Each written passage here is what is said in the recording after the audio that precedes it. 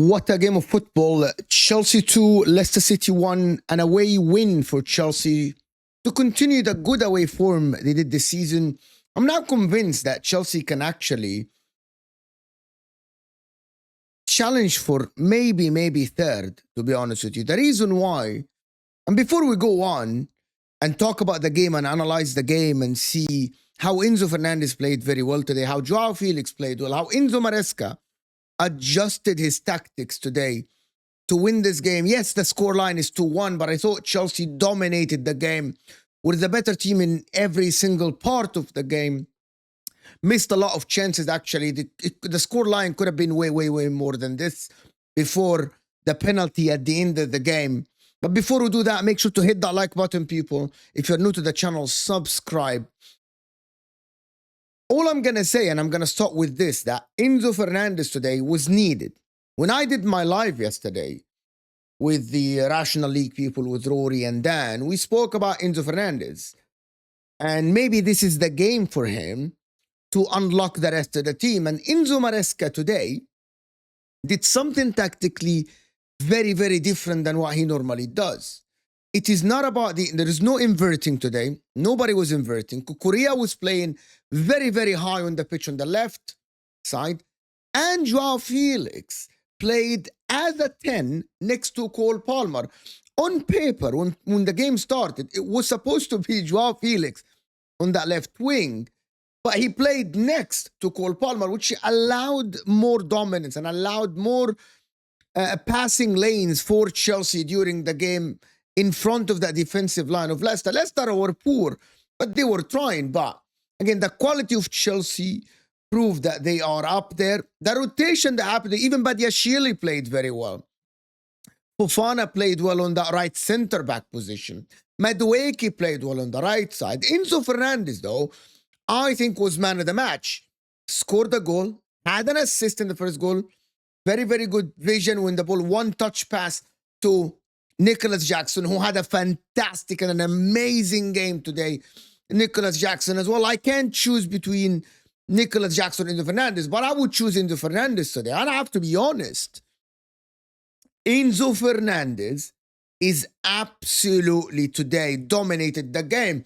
He was everywhere on the pitch receiving the ball. He was behind Jackson. He was deep next to Caicedo, dictating the game with him. He was everywhere today.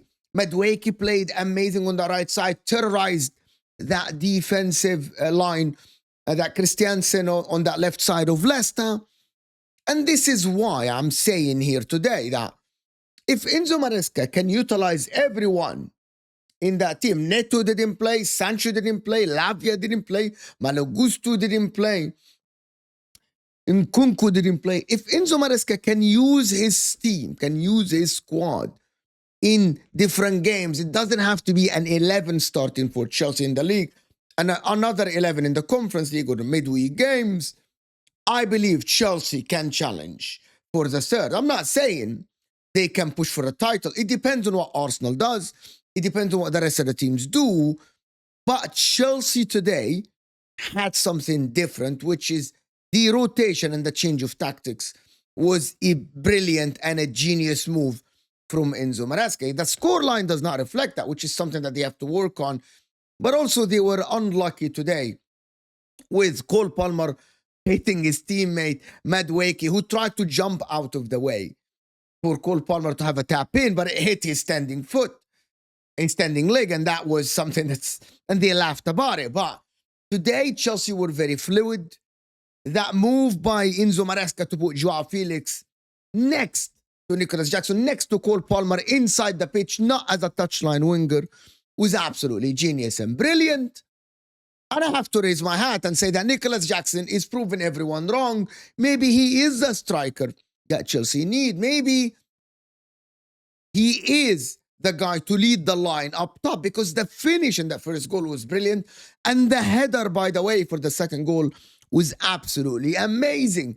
To have someone holding on to you, to have someone is body checking you and still hit the ball with that power, forcing the save, and then it fell to Enzo Fernández, is something that is not easy to do. he's not lacking confidence at the current moment. He's playing with swagger. He's playing with confidence. I think he's playing very, very well to lead the line of Chelsea.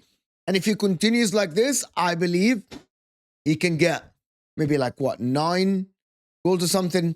Let me just check, because his 7th goal this season, we're 12 games in. I believe he can get 15, 20 goals this season. I believe Nicholas Jackson can be a 20-plus goal striker if he can continue like this. Today, he had a goal. I don't think he had the assist for the second goal, but he was so involved in that. And also, it's not only that.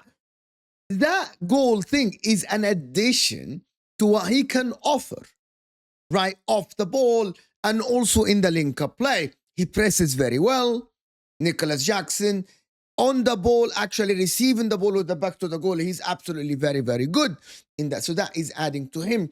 But Enzo Maresca today, I'm just going to go back to this because I think it's so different than what we normally see. And people complained about the inverting fullback. So today he didn't invert the fullback. He played kind of 3 at the back with Madueke touching the line on the right side and Cucurella touching the line on the left side, and Joao Felix and Cole Palmer ahead of Enzo Fernández and Moises Caicedo. Leaving Moises Caicedo by himself sometimes and Enzo Fernández pushing high to have 3 guys behind Nicholas Jackson is absolutely genius. So basically what he did is that he played 3-1-5-1 with 5 across with Palmer, Enzo Fernández, Joao Felix, Cucurella on the left and Madueke on the right behind Nicholas Jackson. That was a very, very good move by Enzo Maresca, and Caicedo just the DM behind him. Will Lavia walk him back into the team? I don't think so. I think maybe it depends on the opposition they play. If they're playing a top opposition, maybe they need 2 DMs. But today they didn't need 2 DMs. And the 3 center-backs played very well. Colwell, Badiashile, and Fofana, the 3 of them played well. You're going to talk about the penalty. It's controversial. It's at the end of the game. I think Dukodova hit his own foot. They said it was offside, not offside. It wasn't offside at the end because he drew the lines. But I wouldn't look into that. I wouldn't look deeper into it. But Chelsea today, 1 point behind Man City. Before Man City played Tottenham Hotspur, 3 points out of the pack in the 4th and below. Arsenal plays still Nottingham Forest in some minutes. But let me know what you guys think in the comments about, can Chelsea get 3rd? Are we jumping ahead of ourselves? Are we actually... Is it not like... Is it beyond the realm of possibility that Chelsea can continue to win, can play like this? It is proven now that he can use the squad, that he can absolutely get something out of a lot of players. Enzo played well today. Joao Felix as well, which is something you need to look at. Badiashile played well today. We all knew that Badiashile has something at his locker, but to play that well today, tactically, Maresca was good today. Tactically, Maresca was good. And also, the players on the pitch, Joao Felix had a very good game, in my opinion. Let me know in the comments. Hit that like button. And I think we'll see you in the live today when we talk about the rest of the team and Nottingham Forest and Arsenal and Spurs and Manchester City. But let me know in the comments. Hit that like button. I'll see you guys later.